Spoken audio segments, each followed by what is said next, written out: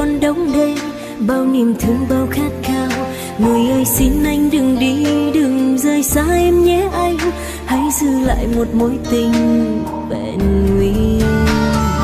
Em cần anh, cần được anh yêu đắm say.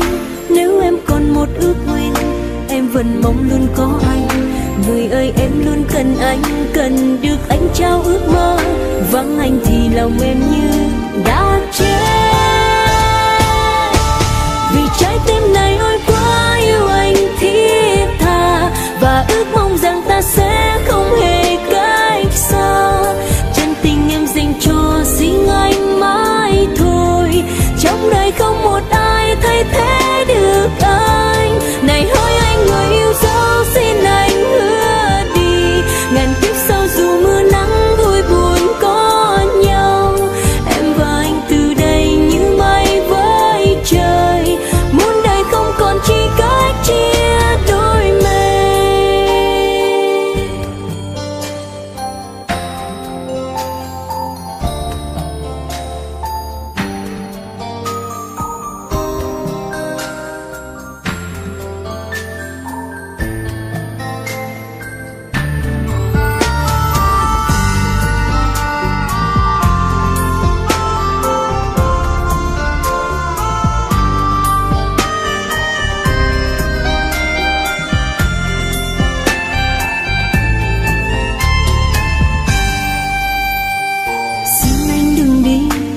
Rời xa em nhé anh, trái tim này còn đong đầy bao niềm thương bao khát khao.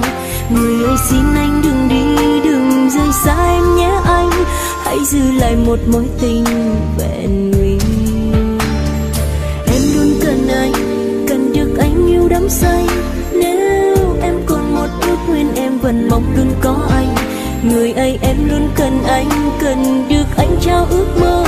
Vắng anh thì lòng em như đã chết. Vì trái tim này ôi quá yêu anh thiết tha, và ước mong rằng ta sẽ không hề cách xa.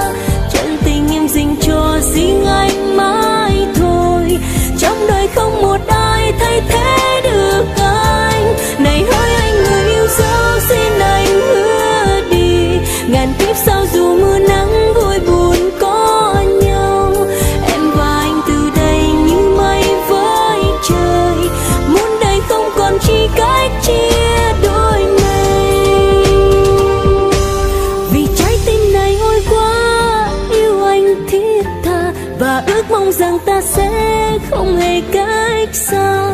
Chân tình em dành cho riêng anh mãi thôi, trong đời không một ai thay thế được anh. Này hỡi em người yêu dấu, xin em hứa đi, ngàn kiếp sau dù mưa nắng vui buồn có nhau. Anh và em từ đây như mây với trời, muôn đời không còn chỉ cách chia